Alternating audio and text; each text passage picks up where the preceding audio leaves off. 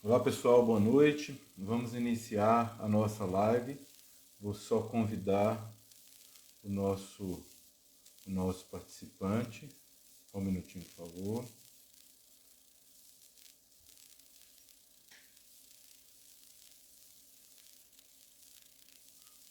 Só um minutinho.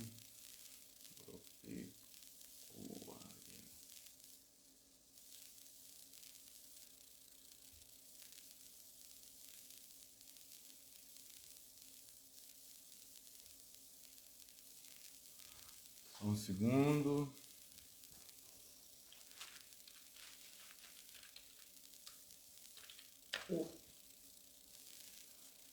Boa noite a todos. Só um segundo, tô tentando a conexão aqui. Ok. Olá a todos, muito obrigado por participar mais uma vez com a gente na nossa live. Só um minutinho aqui. Vamos só aguardar o pessoal o Marcos. Olá, Oi. Marcos. Tá me ouvindo Opa, bem tá me aí? ouvindo? Tô Sim, sim. sim. Deixa eu só ajustar esse telefone aqui, porque depois que a gente começa, sai tudo do lugar. Tudo em paz com você aí? Tudo jóia, graças a Deus. E Então aí? tá, João.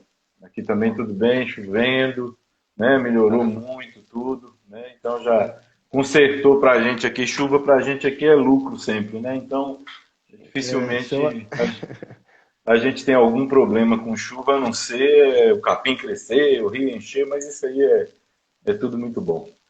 É isso aí. Tá, joia. Ô Marcos, primeiro eu queria te agradecer muito a sua participação conosco. Nós já fizemos uma live com a sua esposa, que é a Aline, que foi muito boa, todo mundo gostou muito da live com ela. E no dia que fizemos a live, aí ela foi começando a falar alguma coisa sobre essa parte de manejo de água. Eu falei, Aline, precisamos marcar uma live com o Marcos. Aí acabou que deu certo essa semana, a gente conseguiu combinar. Né? Então, É, muitíssimo obrigado por você estar participando com a gente. que é isso, é um prazer. Ô Marcos, primeiro eu queria te contar um pouco, fazer uma apresentação da Fábrica de Bezerros, né, o que é esse projeto. Eu Uhum. trabalhava sempre, trabalhei minha vida toda com agricultura irrigada, com fruticultura, né, com essas, e tínhamos aqui o negócio de pecuária como um negócio menor. Depois nós fizemos algumas mudanças aqui e tomamos a decisão de trabalhar só com pecuária e pecuária de cria, né? E faltou para a gente não encontrou um conteúdo organizado, um protocolo trabalhado, organizado para as nossas situações aqui do Norte de Minas. Aí disso aí surgiu essa ideia da fábrica de bezerros, a gente começar a procurar, entramos né, no Instagram para começar, na época, inclusive, vender bezerros e tudo, e fomos descobrindo uma série de pessoas interessantes, né, uma série de informações que poderiam agregar o nosso negócio. E numa conversa com um amigo, ele falou, por que nós não fazemos isso numa live? Eu falei, vamos começar. E dessa conversa, nós saímos desse ano de 1.000 e poucos seguidores, somos quase em 4.000, né? Uhum. Tivemos assim mais de muitas visualizações e fomos construindo o nosso protocolo e melhorando e distribuindo esse conhecimento com todas as pessoas, né? Que participam com a gente, que vê. Então isso é o que nós chamamos da fábrica de bezerros. Esse protocolo, o ano que vem a gente vai evoluir para novos momentos, novas situações que a gente está querendo criar, mas basicamente é isso. Agora eu queria que você contasse um pouco sua história, porque do pouco que eu li, você não era da área rural e de repente veio para a área rural. Eu queria entender um pouco a sua história, onde você trabalha, onde você está situado, para você contar para a gente. Eu estou no Tocantins, perto de Gurupi, mais para o sul do estado. É uma fazenda de cria agropecuária Kerley. Nós estamos aqui, temos 5.000 hectares e nós utilizamos uma maneira de criar gado um pouquinho diferente da convencional, que é a pecuária regenerativa, onde nós usamos diferentes técnicas de manejo, de gestão, de manejo de água, com o objetivo de você regenerar o solo e a diversidade do seu ambiente. E o objetivo final é você entregar para a geração seguinte uma terra melhor daquela que você recebeu da geração anterior. Isso que seria a pecuária regenerativa, né? A gente não estragar, passar para a geração seguinte algo ou igual ou pior, né? Algo melhor, né? E eu e a Aline estamos aqui, a fazenda existe já há mais de 35 anos, mas quando nós assumimos a gestão 7 anos atrás, e desde então a gente vem pouco a pouco implementando esses conceitos aqui com bastante sucesso. E quanto à minha história, eu sou engenheiro elétrico de formação e sou de São Paulo, não tenho família com fazenda, nunca trabalhei com fazenda. E eu era diretor de uma multinacional, morava em Paris, na França, né? Eu brinco com a Aline que eu saí de Paris para Brejinho de Nazaré, né? Então, e eu me envolvi com agricultura, na época eu morava fora, e eu comecei a me interessar pela produção de alimentos, através de amigos, né, influência de amigos, e quando eu vi como era, né, a produção convencional, eu falei, nossa, mas, né, não dá para ser melhor do que isso, né, assim, no ponto de vista de qualidade mesmo do impacto ambiental que a produção convencional tem. E aí eu acabei chegando na permacultura e na época eu estava querendo tirar um ano sabático e acabei tirando o ano sabático para estudar na Austrália, permacultura. E aí me apaixonei pelo tema, fiz o curso, aí fiquei 3 meses numa fazenda lá e me especializei na parte de manejo de água. E os australianos são muito bons nisso, né? Porque lá é um continente bem seco, que eles precisam ser criativos para segurar a água, né? Então é um país que desenvolveu bastante conhecimento nesse setor. E eu me especializei nisso, em como segurar a água, e uma das técnicas que é bem conhecida na Austrália é o Keyline Design, o desenho em linha-chave, né, se a gente traduzir ao pé da letra. E aí eu voltei para o Brasil depois dos cursos, eu morei um período na Tailândia também, e foi aí que eu conheci a Aline, que ela estava terminando o doutorado dela na Alemanha, ela é veterinária, vindo assumir a fazenda da família. E ela viu que um dos principais problemas a serem resolvidos primeiro era a falta de água que a fazenda tinha, porque aqui chove muito, mas é muito concentrado. E eles não estavam conseguindo segurar a água enquanto chovia para ter no período de estiagem, que aqui no Tocantins vai de maio até meados de setembro. Então eu vim para isso e acabei ficando. Estou há 7 anos aqui, já com uma filha, casados e bem aqui, bem assentados aqui na fazenda. Eu acho muito interessante sua história, porque sua história ela demonstra 2 coisas que eu acredito muito. Primeiro, eu trabalhava nessa agricultura que você fala, nessa agricultura de insumo, de venda, né?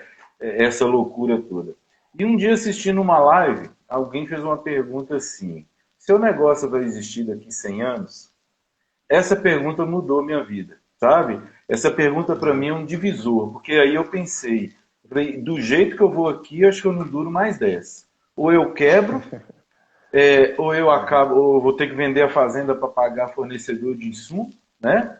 Ou no caso nosso aqui, a CEMIG, né? A energia, mais banco. Eu falei assim, eu tenho que tomar uma decisão diferente. Como as áreas são muito boas e tudo, eu falei assim, eu vou ter que procurar uma atividade que seja mais sustentável mesmo, do ponto de vista ambiental e do ponto de vista financeiro, que eu não preciso tirar água de rio, né? Então isso foi muito interessante. E isso eu vejo você falando, isso eu fico muito satisfeito de ver que nisso a gente tem um caminho. E outra coisa que você vem comprovar, uma coisa que eu tenho falado nas lives, é que as pessoas acham que nas fazendas existem pessoas simplórias.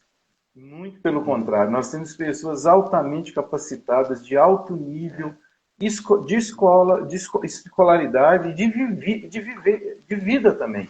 Né? Eu falo assim, eu vejo você, a Aline, que tiveram na Europa, tiveram quantas oportunidades de enxergar tanta coisa.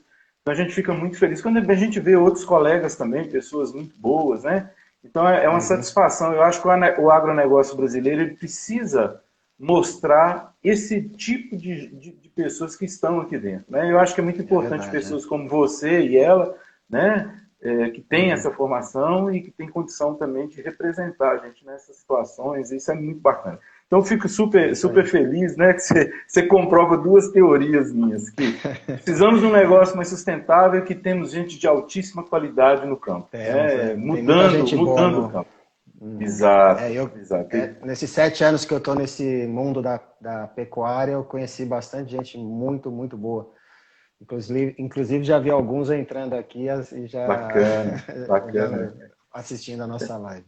E nós temos um amigo em comum, né, que é Miguel Cavalcante, lá do Agrotalento, que é né, acabou que a gente foi É, conversando, quando ele falou, não, mas ele é meu amigo de muito tempo, né, muito legal, eu nós encontrei com ele esses tempos. fizemos um ano da faculdade juntos nos Estados Sim, Unidos, eu e Miguel. bacana, bacana. Mas eu queria assim, voltando aqui para o nosso assunto, né, quando a gente fala em pecuária regenerativa, essa questão, eu vejo que vocês usam um termo muito interessante quando a gente fala no keyline, né? Na verdade, essa questão da pacificação da água. Então, como é que você poderia assim fazer um resumo de como que essa técnica foi pensada, né? E o que Uhum. significa essa pacificação da água? Só para a gente ir situando aqui. O pacificação da água é você tirar a força destrutiva da água, porque a água, principalmente no nosso clima tropical, que chove, né? As chuvas tropicais elas são bem violentas, né? Diferente de partes do mundo, climas mais temperados, que são chuvas mais amenas, né? Aqui quando chove, chove 60, 70, e se a água ganha velocidade, ela tem um poder de destruição muito grande.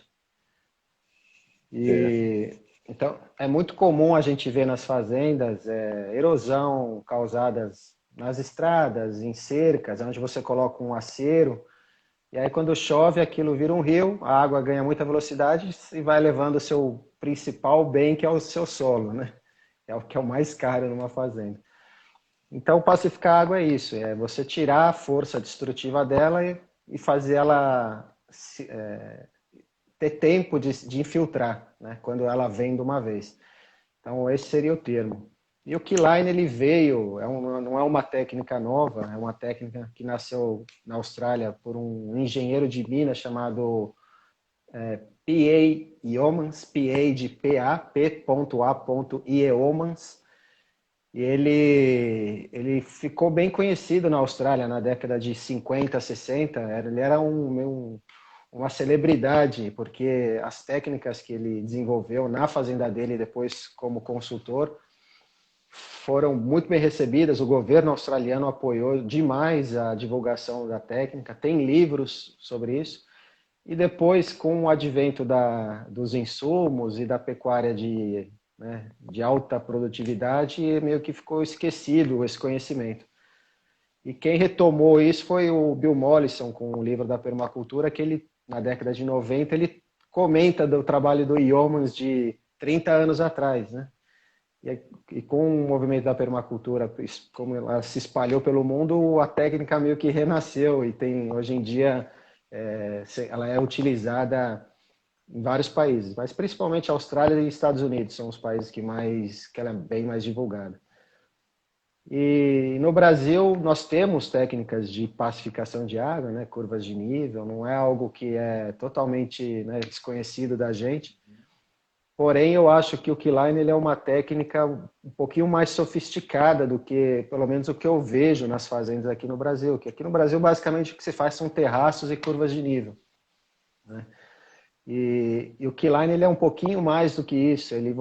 Você usar a água como principal elemento de, de projeto na sua fazenda. Projeto que eu digo, ela que vai definir onde coloca cerca, onde colocam os caminhos internos, onde é que você vai construir.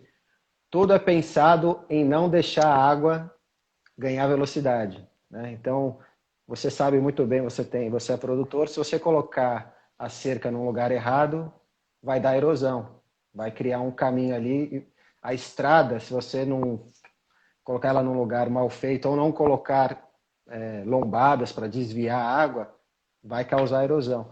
Então a gente sabe disso. Então o keyline ele vai esse passo além. Então, já que a estrada pode virar um problema de erosão, a cerca também, por que eu já não coloco ela de uma maneira em que ela não vai causar nunca nenhum problema? E ela vai deixar de ser um problema e vai virar um elemento de conservação do solo.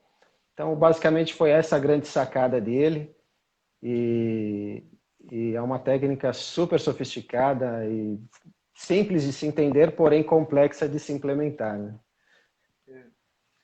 O que eu vejo quando você fala sobre essa técnica, o que eu passo a entender é o seguinte: primeiro, é uma necessidade de um levantamento topográfico muito bem feito, né? Apesar que hoje a gente tem muitas ferramentas poderosas para isso, mas assim, o que você está me dizendo é o seguinte, que essa técnica ela vai muito além de um terraço, de simplesmente fazer essa conservação de solo que a gente aprende na faculdade, né?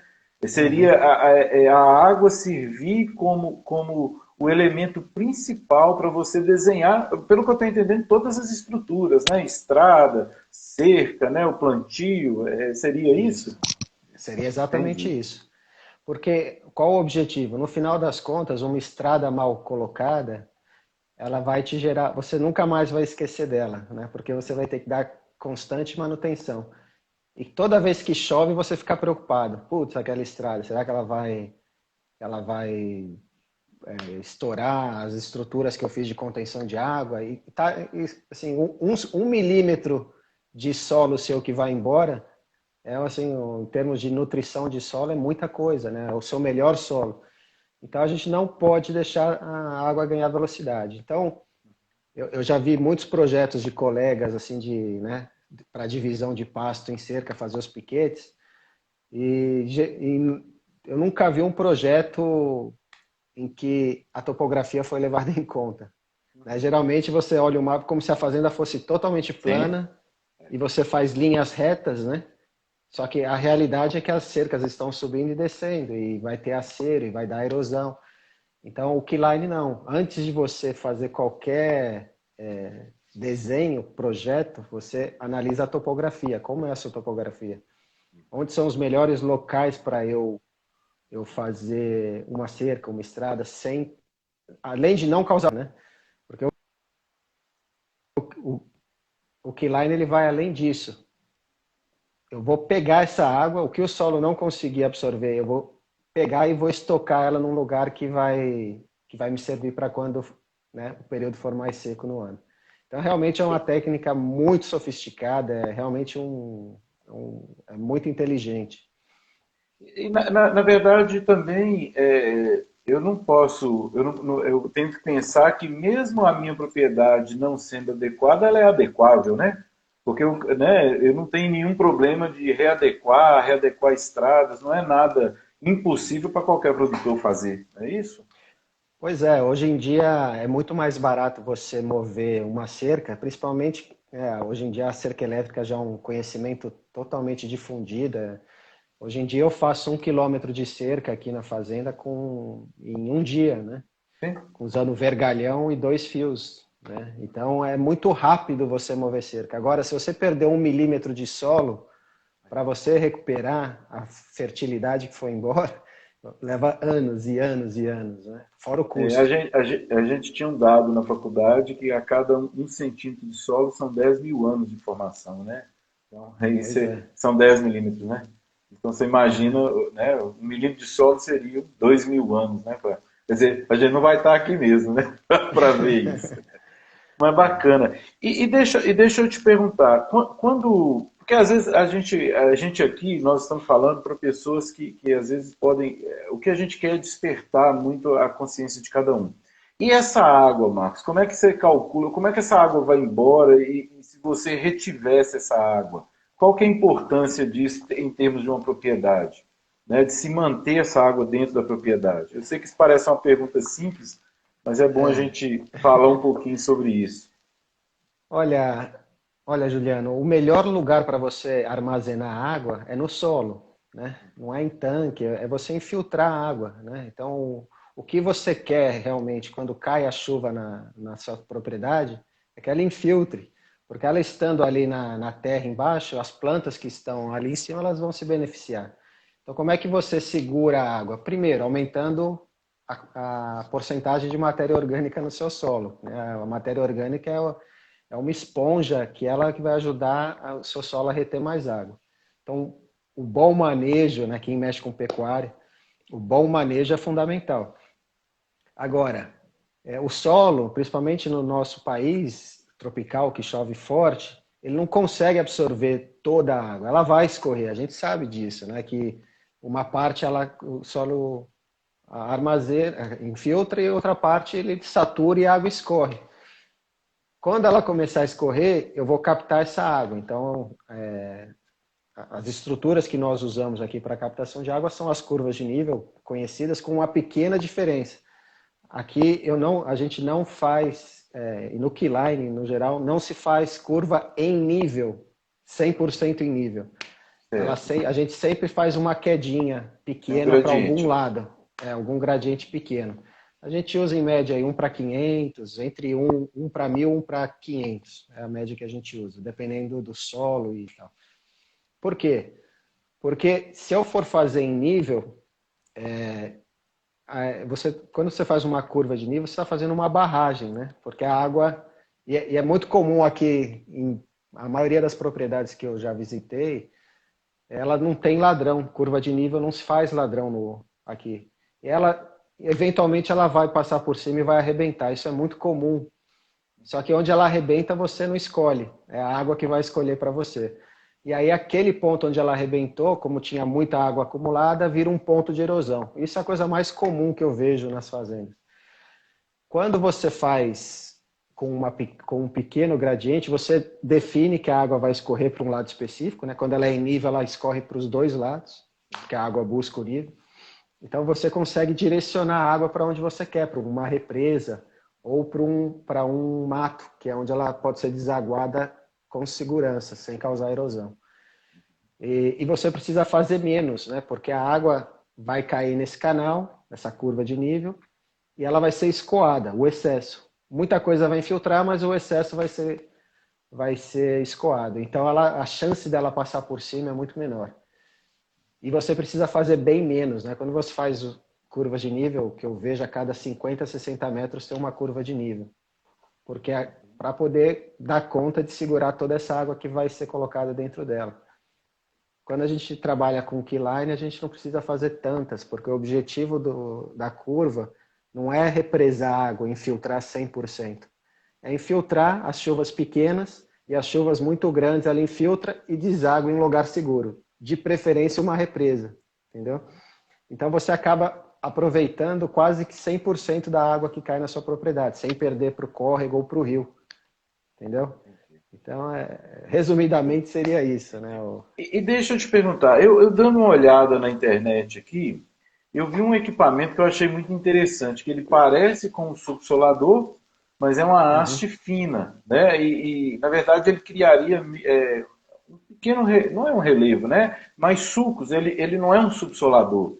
E vocês têm experiência de uso desses equipamentos, além dessa questão da disposição de curvas e tudo? Algum equipamento também que possa ajudar nessa drenagem, digamos assim, nesse encaminhamento dessa água para um determinado ponto?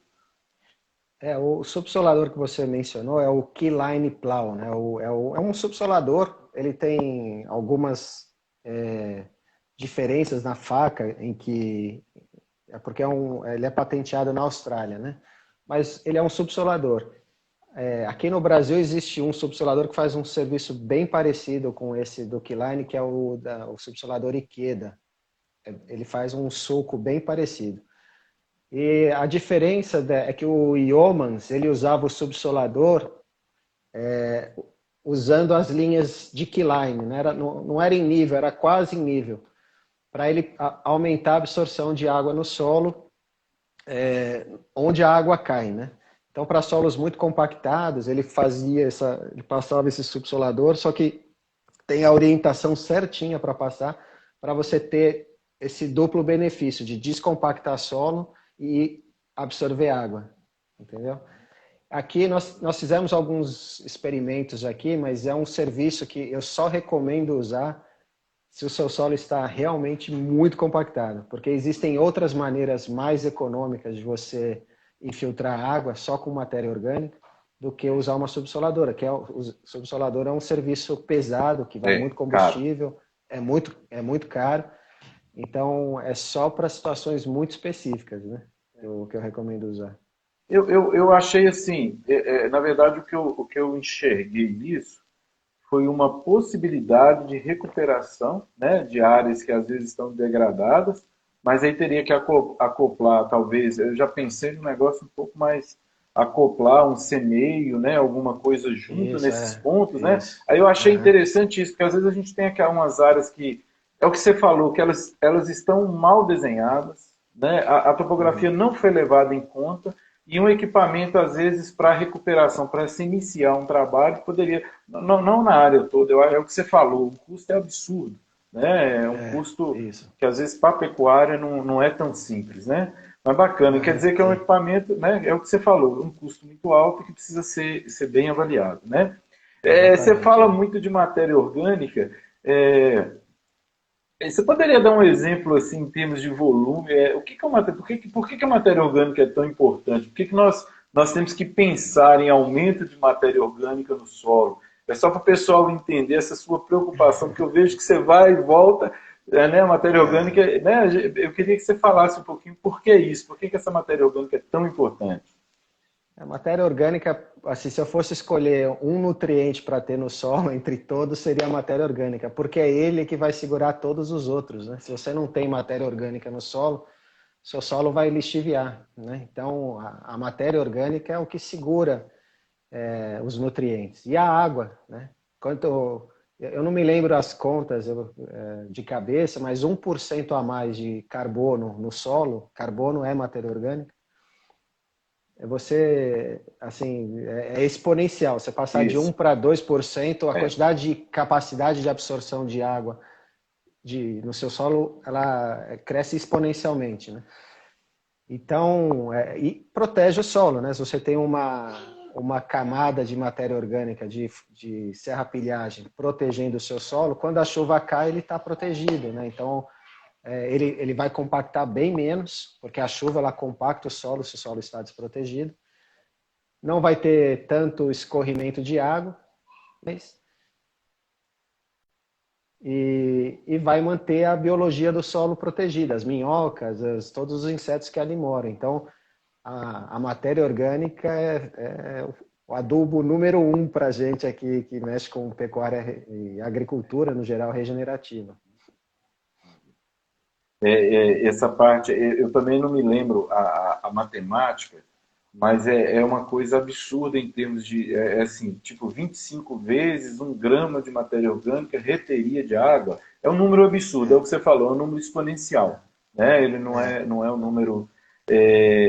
na verdade, o que você espera com essa utilização dessa técnica, é claro que infiltração, mas também um aumento, né, gradativo na matéria orgânica do solo. Não é isso Isso você a vai matéria experimentando ao orgânica. longo, né, do tempo. Isso tem que ser conciliado com um bom manejo, né? O manejo é fundamental. Então, quando você tira a velocidade da água, ela já não está levando o seu solo embora. Já é uma maneira de você manter a matéria orgânica onde ela está, né? Isso, aumentando a quantidade de matéria orgânica, vai infiltrar mais água, as plantas vão se beneficiar, né?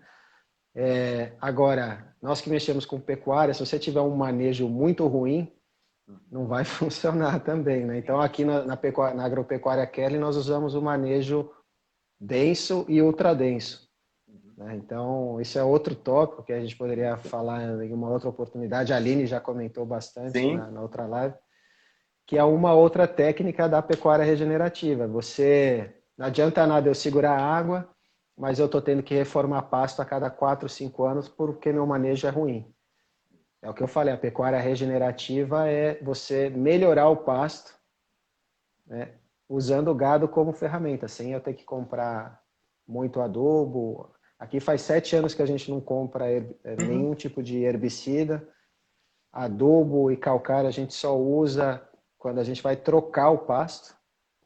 só para ele se firmar e depois é o gado que toma conta do pasto. E a gente tem visto melhoras consideráveis na qualidade da pastagem nas áreas que a gente faz o dense e ultra dense, porque tem partes da fazenda que não são. É nítida a diferença. É assim, é da água para o vinho. O trabalho de vocês aí me chamou muita atenção, porque eu há 2 anos eu venho mudando o meu trabalho para, né, a gente procura fazer um pastoreio, né? Eu acho que a palavra pastejo, eu gosto mais do pastoreio, porque a gente vai levando gado. E assim, na nossa condição aqui, eu falo isso para todo mundo, nós praticamente dobramos a capacidade de suporte usando cerca elétrica e divisões, né? Agora, o que vocês fazem aí tá além. Esse ano é onde eu vou começar a experimentar aquilo que vocês já vivenciam há mais tempo, né? Que é o pastejo ultradenso, né? Eu sempre posto as coisas aí, o pessoal vai vendo, vocês também postam. Então eu falo para todo mundo, sigam lá o pessoal da agropecuária, olhe o nosso também. Os malucos lá, né, da agropecuária. Eu tive até conversando até com o Ernesto Coza essa semana passada, a gente falando isso, o pessoal falando, mas alguém fala que vocês pastejam muito baixo. Aí eu falei com o Ernesto, Ernesto, eles não pastejam baixo, baixo é fogo que queima a propriedade inteira e brota toda, né? Baixo é roçadeira que o pessoal passa no chão acabando com tudo. Então não tem nada disso, muito pelo contrário. Eu vivo isso todo dia, né? O trabalho seus é um trabalho que eu admiro, gosto, sigo, eu acho muito interessante. Mas voltando aqui, pensando aqui essa questão do key line, key point, como é que define isso? Você define um ponto, você faz o levantamento, como é que funciona isso? Só para a gente ter uma ideia aqui, porque a gente vai encontrando essas informações nas pesquisas da internet. Eu não vou entrar muito em detalhe, porque não precisa. Essa é uma parte de engenharia que é muito técnica, né? Mas resumidamente é o que você disse no começo. Para você iniciar um projeto em Keyline, o primeiro passo é você ter um mapa topográfico de boa qualidade da sua propriedade. E a partir daí, eu brinco com o pessoal que eu já fiz projeto, a sua fazenda, ela já tem o projeto lá.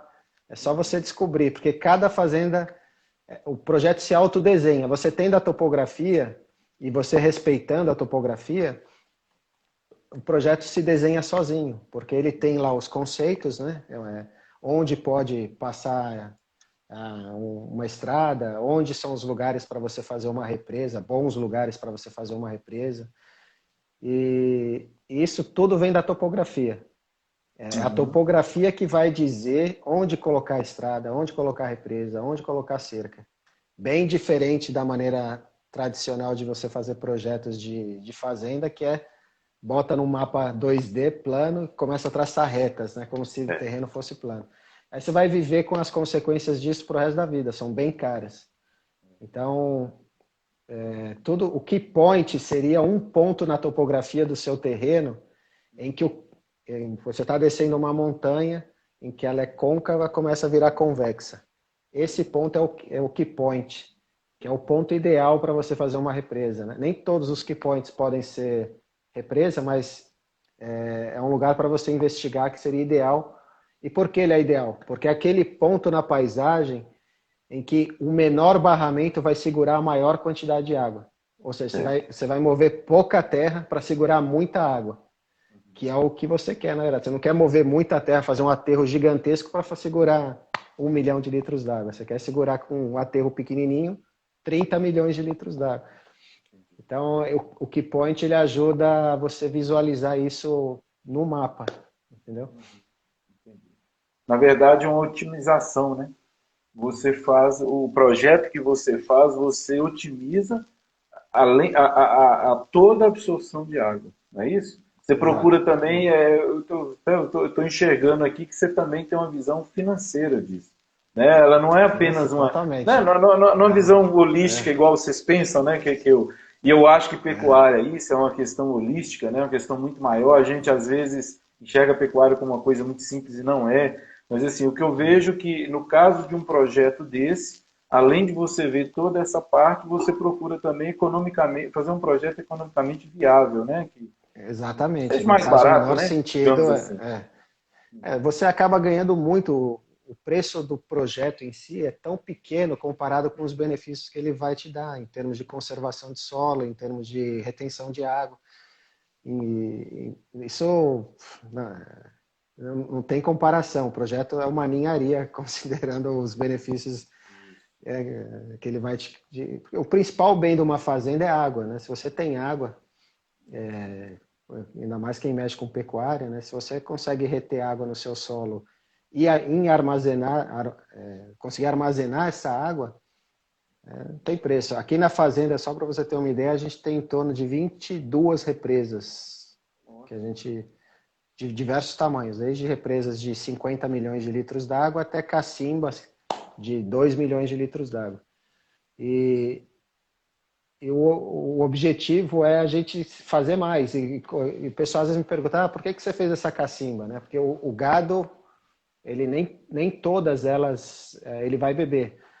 Mas como a gente tem um maquinário aqui, às vezes para mim demora 3, 4 dias, eu faço uma cacimba aí de 4, 5 milhões de litros d'água, que vai pegar esse excesso de água de chuva, vai infiltrar, vai alimentar o meu lençol freático e todo o entorno, toda a vegetação no entorno dessa cacimba vai se beneficiar. Então, às vezes o benefício não é tão evidente ao gado, essa cacimba é para o gado beber. Porém, eu estou investindo no meu futuro. Eu não quero que a água saia da fazenda. Ela sai por debaixo da terra, não por cima. Ela vai ser infiltrada, vai para o lençol freático e eventualmente ela vai chegar no rio, mas por baixo da terra, não por cima. Por cima é muito rápido. Por cima ela chega em 3 minutos. Por baixo ela demora anos para chegar no rio. Essa avaliação que você fez, ela é perfeita, porque às vezes a gente acha que a questão da infiltração da água, a gente não enxerga muito isso. No fundo, é isso que você falou, a gente está alimentando, né, na verdade, o solo ali como uma esponja, e essa água vai aos poucos sendo liberada e, inclusive, mantendo, né, os rios durante o período seco. É essa água que não tem outra, né? Você imagina o volume de armazenamento que você tem, né? Com solo de 10 metros de profundidade, 12 metros, né? Quanto de armazenagem não pode existir nesse solo? E já está provado que as grandes enchentes que a gente vê nas cidades hoje em dia, né? Que antigamente não tinha tantas, né? Isso se deve ao desmatamento, né? Então você tira aquela cobertura que ajudava a água a infiltrar e aí a água começa a chegar muito rápido nos rios, né? Quando chove, não tem nada que faz a filtrar. Então, o rio começa a encher muito rápido, ele se ele passa dentro de uma cidade, vai inundar, né? Então, o keyline, né, se todo mundo fizesse, né, nas áreas de cultivo, que não são mais florestas, né, com certeza ia reduzir bastante problemas de enchentes graves no rio, porque você infiltra muita água, onde ela cai, né? Então, e ela aos poucos vai chegar no rio, devagarzinho, tranquila. E a questão da manutenção do rio, né? Porque eu falo assim, vocês ainda não vivem um problema que nós vivemos aqui no norte de Minas, né? Eu estou no norte de Minas, né? Aqui a coisa aqui o buraco é mais embaixo em relação à água. E nós temos um problema de rios secando, né? Vários rios secando. Aí a gente fica procurando onde é que está, mudou a chuva, o que aconteceu. E a gente se esquece disso que você está falando aí. A água da sua fazenda infiltra toda, vai toda embora. Né? E eu acho que essa discussão aqui, que ela seja para todos nós, para mim, está sendo muito interessante, porque eu fico pensando nisso. Eu vou sair daqui amanhã já olhando onde é que essa água está indo embora, né? Você já parte para esse pensamento, né? Como é que eu vou fazer para melhorar isso aqui? Então, eu acho isso muito bacana. Como é que eu faço para ela não ir embora, né? Exato, como é que eu faço para ela não ir embora?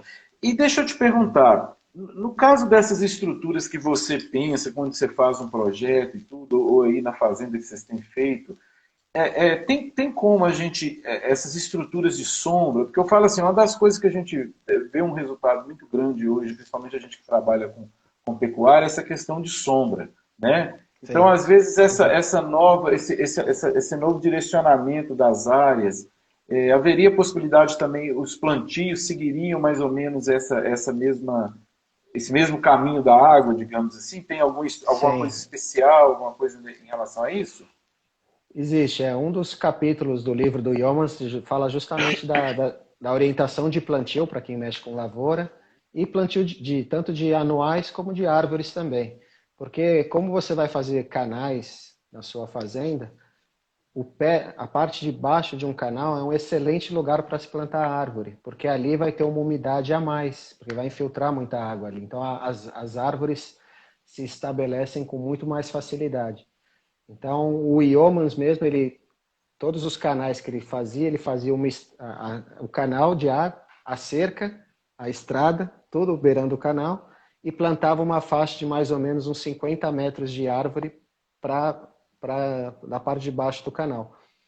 E essa árvore, essa faixa de árvore tinha vários objetivos. Um deles é financeiro, né? A árvore ele podia usar como eram árvores madeireiras que ele ia aproveitar no futuro. Sombra para o gado dele e também para quebra-vento, para você manter a umidade mais tempo e corta-fogo também. Então, dependendo da espécie de árvores que você coloca, na Austrália, incêndios, né, são muito comuns, ele colocava sempre algumas espécies que eram corta-fogo, né, que elas seguram o fogo. Então, ele pensava em tudo isso. Então, e para o plantio, se você seguir a orientação do Keyline, essa micro-ondulação que gera no solo quando você planta, né, que você passa uma plantadeira, ela ondula um pouquinho o solo, né? Se você ondular na orientação do nível ou com uma pequena pendente, você também vai ter esse benefício de segurar a água, né? Porque essa micro-ondulação ela vai frear a água um pouquinho. Então ela ajuda, se você plantar na orientação de queda, né, você pode até ter um problema de erosão se a queda for muito grande. Então você usa o canal como uma guia de plantio para você. Entendeu? Então, você tem esse benefício. Eu conheço um colega nosso que mexe com lavoura lá no Mato Grosso do Sul, que eu fiz o projeto para ele de águas, e ele planta a soja usando os canais como as linhas de orientação para o plantio dele. É muito interessante eu falo assim, como que nós podemos, com ações não tão complicadas, né, redirecionar totalmente, né, a própria propriedade da gente, né? Uhum. E em regiões muito planas, como é que ficaria? É possível também você fazer algum projeto? Há possibilidade de algum ajuste? Como que seria isso? Olha, é mais difícil, né? Porque regiões planas a água não corre tanto. Porém, eu conheço as áreas que são 100% planas, eu acho que são exceções, né? Sim, são. São Porque muito às vezes a pessoa poucas, tem uma né? propriedade pequena, né, bem planinha e tudo. Isso é mais difícil, mas assim, também numa propriedade plana, você não tem problema de erosão, né? Porque a água, ela, ela, ela não escorre em grandes velocidades, ela vai infiltrar praticamente tudo. Você tem um problema contrário, você tem que drenar a água, geralmente em áreas muito planas, né? Porque acaba virando um pântano, né? Porque a água não tem para onde sair. Então, cada caso é um caso, mas áreas 100% planas são exceções, né? Então, o que a gente mais vê nas propriedades são ondulações pequenas até montanhas, né? E aí o Keyline ele funciona aqui a nossa propriedade é considerada uma propriedade bastante plana comparado com o resto. A gente tem uma ondulação, acho que o ponto de maior gradiente aqui é 3%, é bem pouco. A gente não tem montanhas. E mesmo assim a água corre e causa bastante problema se a gente não fizer nada. Então, funciona. Em áreas 100% planas não dá realmente, mas também não tem a necessidade. Provavelmente você vai querer drenar a água e não infiltrar, Talvez né? em alguns pontos específicos, né, que possa acontecer, né, uma coisa mais assim. Uhum. E assim, só para a gente dar uma ideia para o pessoal, porque às vezes as pessoas não entendem o volume de água que um hectare comporta, uma chuva comporta. Não é isso? Eu falo É assim, às verdade. vezes a pessoa fala assim, teve uma chuva de 10 milímetros. Você teria como demonstrar para a gente, falar para a gente, o que uma chuva de 10 milímetros no hectare resulta de água? Só para o pessoal ter uma ideia aqui do, né, do volume que é isso. A gente fala que chove pouco na nossa propriedade. Quando a gente começa a calcular e ver a quantidade de água que cai, vamos pegar por 1 hectare, né? A conta é muito simples, né? Você tem que multiplicar a área em metros quadrados pela quantidade de chuva em milímetros, aí você vai ter o valor em litros, né? Então, por exemplo, se chover 10 milímetros, que é uma chuva bem Normal, né? fraca, né? 10 milímetros em 1 hectare, então é 10 vezes 10 mil, né? Então são 100 mil litros de água que cai por hectare numa chuva de 10 milímetros. Então, se você tiver uma fazenda de 1.000 hectares, 10 milímetros quer dizer que choveu 10 milhões de litros d'água na sua fazenda. Em um dia, né? Em uma chuvinha básica, né? Uma chuvinha comum. Se chove 1.000 milímetros por ano na sua fazenda, é 1.000 vezes 10 mil, 10 mil. né? São 10 milhões de litros d'água, né? Por hectare. Por hectare. E às vezes vai tudo embora, né? E muitas vezes, se não tem nada para segurar essa água, vai para o rio e vai para o mar, perdeu, né? E aí você tem o pior dos problemas, né? Excesso de água na chuva e falta de água na seca. Então, o problema não é que chove pouco na sua fazenda, o problema é que você não segura a água que chove. Esse é o problema. E não está preparado para esses volumes altos de chuva, né? Que geram escoamento muito alto, né? Quer dizer, você tem uma perda. E o problema maior também é a questão que é uma reação em cadeia, né, Marco? No caso de uma curva de nível, estoura a outra, quando chega lá embaixo é um absurdo, né? Da É um mesma de forma avião. a enxurrada, né? Eu costumo dizer o seguinte, né? A gente deu um curso de keyline aqui no começo do ano, e eu falei isso e eu acho que é muito verdade. Quando chove uma chuva de 100 milímetros na sua propriedade, você fica feliz ou fica preocupado? Se você ficar preocupado é porque você não fez a lição de casa. Se você fica aqui, quando chove 100 milímetros, nossa, eu dou graças a Deus, porque eu sei que todo o excesso de água está indo para as represas e os meus canais estão segurando a água, tirando a força dela.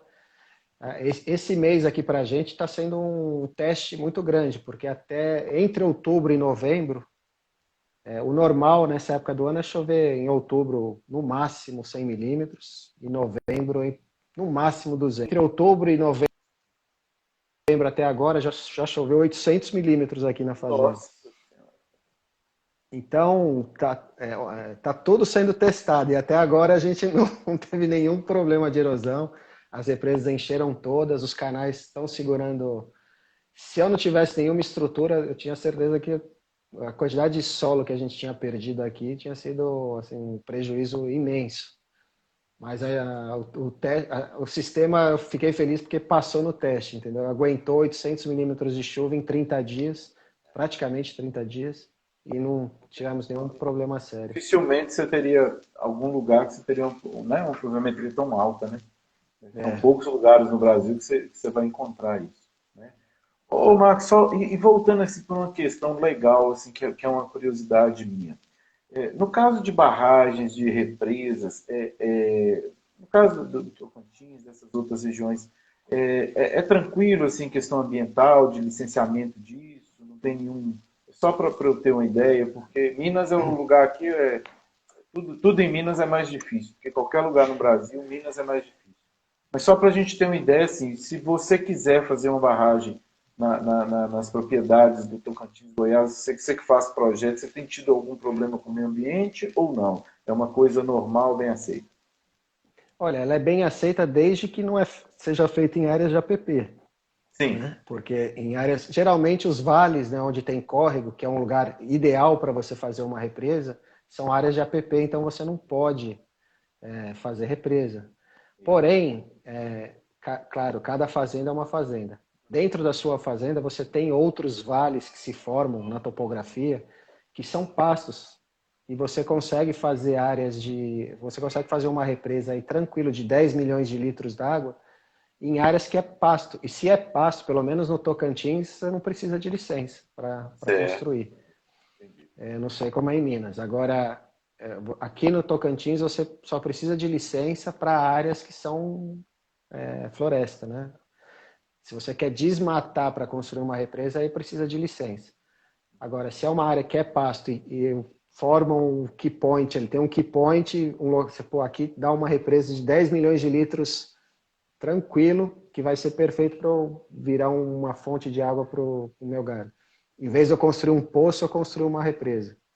Certo. E aí, aqui não precisa de licença nenhuma. É só colocar as Bacana. máquinas, em 5 dias está pronto.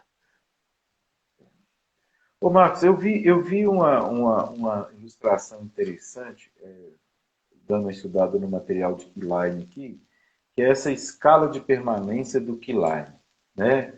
Onde a gente vê uma série de fatores que a gente tem que trabalhar e no finalzinho lá você tem o solo, não é isso? Isso. Qual o significado disso, assim, do ponto de vista prático aqui para a gente? Qual que é? Essas coisas, gente, depois, se alguém que tiver dúvida, pode fazer um contato com o Marcos. O Marcos tem um trabalho de consultoria, de projeto, né? Mas, assim, para a gente levantar esses pontos na live, para a gente, as pessoas entenderem, né, esses pequenos conceitos que estão lá e que são muito importantes. Né? O que significa essa escala de permanência do Keyline? O Iomas, quando ele desenvolveu a metodologia, ele quis, como ele era engenheiro, né, uma pessoa muito prática, ele quis criar uma maneira de você analisar a sua propriedade daquilo que é mais permanente, ou seja, aquilo que é muito difícil mudar, ao que é menos permanente, coisas que são mais fáceis de você mudar na sua propriedade. Por exemplo, o clima. O clima na propriedade, você não vai mudar. O clima é o que é. Você está no norte de Minas, eu estou no sul do Tocantins, você não consegue mudar isso, né? Então, é o que é. Então, o clima é um elemento muito permanente. Então, o quanto chove, as temperaturas que chegam, isso não tem jeito. Então, Possível. você tem que plantar aquilo que vai na sua região, né? Parece óbvio dizer isso, mas muita gente quer brigar com esse conceito, né? Quer plantar uva, né, na Caatinga. E eu sei que tem gente que planta na beira de São Francisco, que dá certo, né? Porém, é um sistema que vai depender demais de insumos e muita tecnologia, né? Você vai ter que manter a uva viva, porque a uva vai querer morrer o tempo inteiro. Então, você levar isso em consideração é muito importante. E a partir daí, você vai do mais permanente para o menos permanente, você vai projetando a sua propriedade a partir disso. Então, a água é um elemento bastante permanente. Você fazer um canal, uma represa, são estruturas caras que, uma vez feito, você quer que elas durem muitos e muitos e muitos anos, né? Sem romper. Se romper uma barragem, é um prejuízo, não dá nem para mensurar o prejuízo que é. Então, onde colocar a barragem, onde colocar um canal, você tem que fazer primeiro do que onde colocar uma cerca, porque mudar uma cerca é muito fácil, entendeu? Ela é um elemento bem menos permanente no seu projeto. Onde colocar uma rua, uma estrada, já é mais permanente que uma cerca. Então, ele criou uma metodologia do mais permanente para o menos permanente. O que é mais caro e mais difícil de mudar para o mais fácil e mais barato de você mudar. Entendeu? Entendi. Eu vejo assim, o material de Keyline, basicamente você tem material em inglês, né? No Brasil, o que eu encontrei são vocês, né? Porque no mais a gente não encontra mais nada, né? Muita coisa australiana, até te falei isso, eu vi um vídeo de 1960, né? O pessoal lá fazendo, então falta material, falta muita coisa, muita discussão nisso, Falta. eu acho, para o Brasil. Eu acho que Falta. é bacana você estar aí, a gente está abrindo isso aqui, eu estou vendo aqui, a gente tem 40, 37, 40 pessoas aqui junto com a gente, né? Então, isso depois essas Não, lives vão ser mais vistas, né? Então, é muito legal, né? eu fiquei muito surpreso, Juliana, porque em janeiro nós abrimos, pela primeira vez, a gente abriu um curso de Keyline aqui na Fazenda, e acho que no Brasil. A gente trouxe o Bam Bam Bam de Keyline, que é o Darren Doherty, em 2019, que ele deu um curso, a gente alugou numa pousada aqui perto de Palmas. Só que o curso não foi específico de keyline. Ele foi... o keyline é só, né, um dos itens do todo o conceito que é a escala de permanência do IOMAS. Então ele pincelou um pouco como fazer estrada, como fazer cerca, como fazer canais, represas. Então foi uma pincelada em tudo. E agora em janeiro nós fizemos o curso e eu estava preocupado porque é um tópico que ninguém conhece, né? Não é muito restrito. E eu falei, não vai vir ninguém, ainda mais aqui na fazenda, né? Então, e a gente abriu o curso, foi no meio da semana de manhã, 8 horas da manhã, a gente divulgou, final da tarde já não tinha mais vaga. Assim, foi assim, e o pessoal reclamou tanto que a gente abriu uma segunda turma um mês depois e lotou também, então, bem rápido. Eu fiquei bem surpreso, porque então você vê que tem interesse, né? Tem, E muitas vezes as pessoas elas veem problemas de curva de nível na fazenda que não está cumprindo o objetivo. Elas têm, mas muitas vezes está virando um problema porque por falta de manutenção, por falta de ladrão. Né? Quem está ouvindo a live aqui, isso é muito importante. Curva de nível tem que ter ladrão. Você tem que prever um lugar para ela sair, senão vai dar problema. E aí o pessoal está vendo que, né?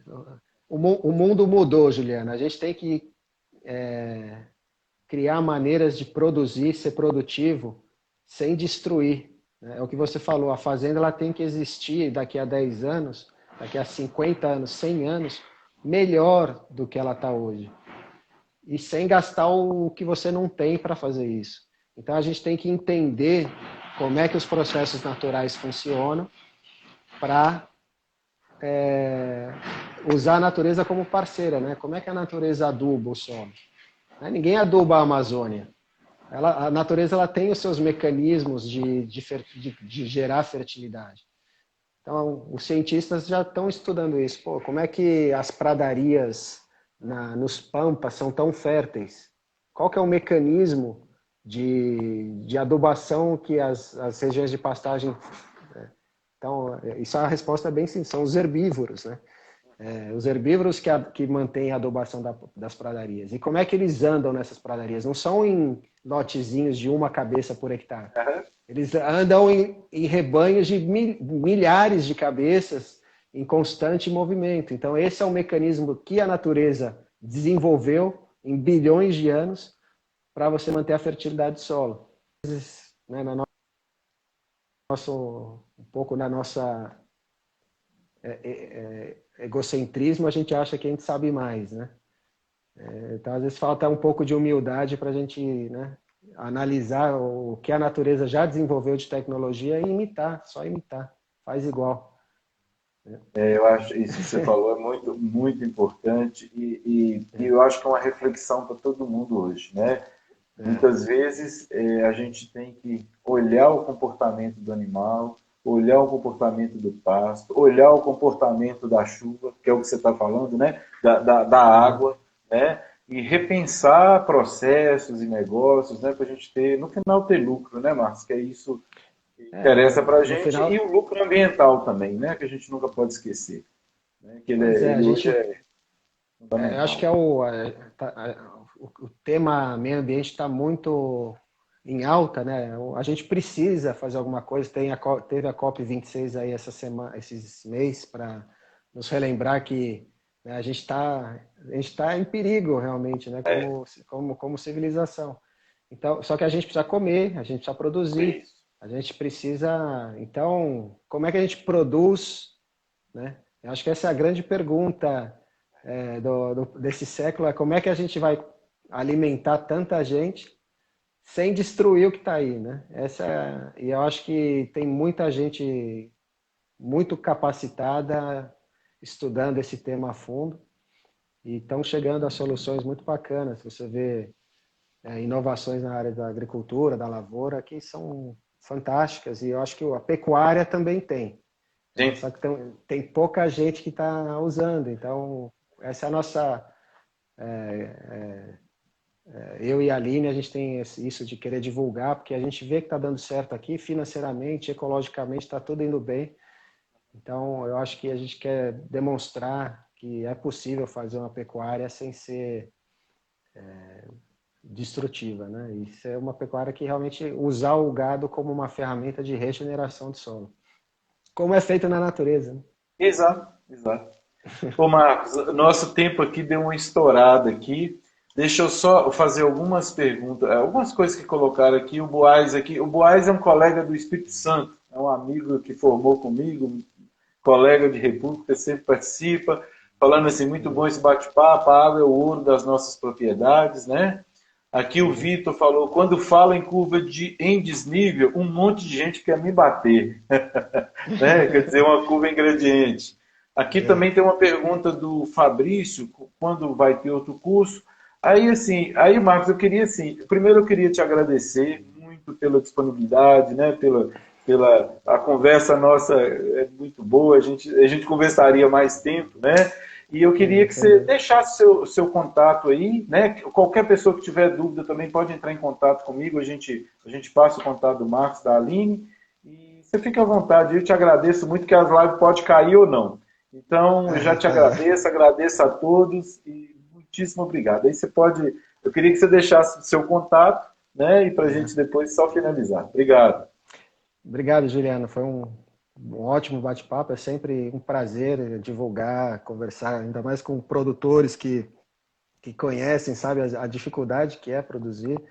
Então, é sempre um prazer divulgar e compartilhar experiências com outras pessoas.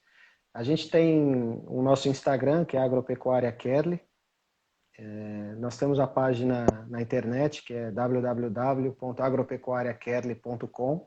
Tem bastante informação e lá tem o nosso contato. Pode contactar pelo e-mail, pelo Instagram. Tem o nosso WhatsApp no site também. E quando vai ter outros cursos, a gente não sabe, né? A pandemia deu uma freada um pouco esse ano, né? Agora que tá todo mundo se vacinando, eu acho que vai ficar mais tranquilo a gente abrir novos cursos. O próximo não vai ser Inquiline, né? Eu já conversei com a Aline, a gente vai fazer de ultradenso, manejo ultradenso de pastagem. Tem muita gente pedindo, então fiquem atentos no nosso Instagram, que em breve, e geralmente acaba rápido, então... Deixa a minha vaga lá. São poucas vagas, então você tem que ficar atento quando a gente lançar, se inscrever logo, porque geralmente é bem rápido. E é isso, Juliano, eu agradeço, estou à disposição para... Espero que a gente possa se conhecer pessoalmente, ou eu indo aí, ou você vindo visitar a gente. Sim, com certeza. Eu te agradeço muito, agradeço a todos. Eu acho que a ideia do canal é essa, trazer gente super inteligente que está enxergando coisas que a gente às vezes ainda não está vendo. Né? Muitíssimo obrigado, obrigado a todos, fiquem com Deus. Obrigado, viu, Marcos? Dá um abraço na Aline. Tudo de bom para vocês. Até logo, gente. Um abraço. Um abraço a todos. Tchau, tchau. A todos. Tchau.